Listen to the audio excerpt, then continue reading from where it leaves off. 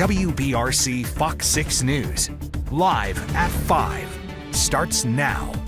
As everybody, new controversy at the Birmingham Water Works Board this afternoon. The board's chairman now says he has changed his mind and he is not stepping down, and says he was forced to submit his letter of resignation under duress. The question now, is Chris Rice the chairman of the Water Works Board or not? And who will be making key decisions that affect hundreds of thousands of you who are Waterworks customers?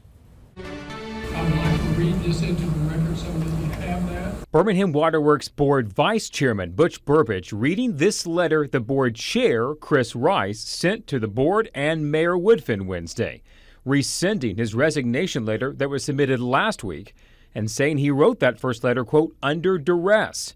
That matches our reporting from last week that Mayor Woodfin told Rice to resign.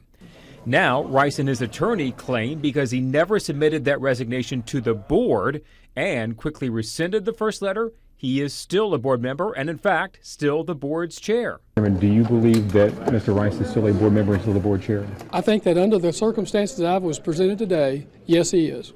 He said that there was a resignation, but that resignation was taken back, so therefore it's not a resignation. The board's attorney says that's not up to the board to decide. It will likely be a judge who has to decide that issue.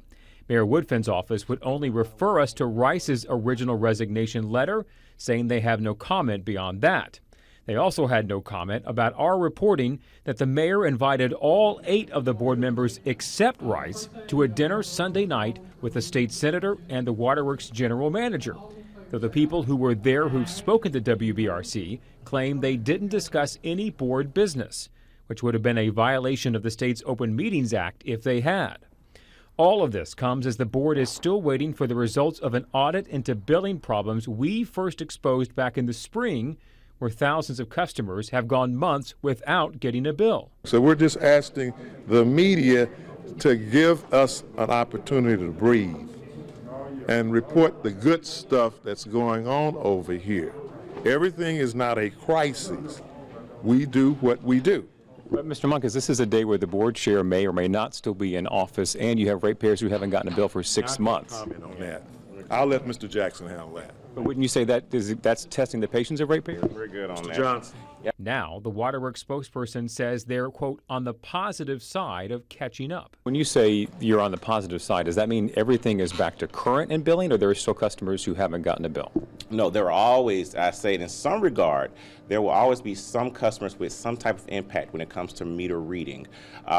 Yes, there are still some customers who have not received their bill. A couple of other new developments at today's meeting. The board voted to spend more than $2 million to repair a major leak near U.S. Steel in Fairfield.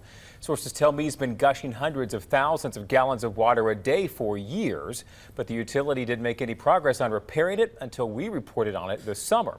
The board also voted today to hire a second outside PR firm to help them deal with the fallout from this billing crisis. That means the board and you, the ratepayer, are now paying 2 PR firms a combined $50,000 a month on top of the full-time communications staff that the board employs.